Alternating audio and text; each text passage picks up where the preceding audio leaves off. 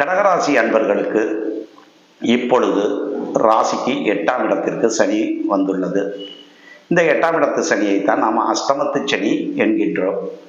அஷ்டமத்திற்கு சனி வரும் பொழுது மிக தீராத குழப்பமும், தீராத பிரச்சனைகளும், தீராத தலைவலிகளும் வாழ்வின் ஒவ்வொரு அம்சத்திலும் இது வெளிப்படும்.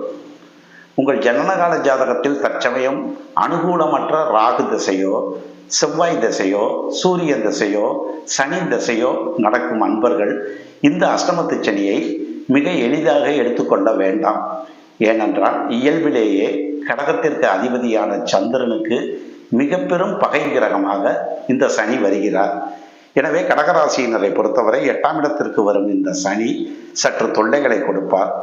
மிக மிக மிக கவனமாகவும் மிக அதிக பொறுமையோடும் இருக்க வேண்டிய காலகட்டம் இன்னும் 1 வருடம் மட்டுமே. ஆஞ்சநேய வழிபாட்டுடன் கவனமாக நடந்து கொள்ள வேண்டியது.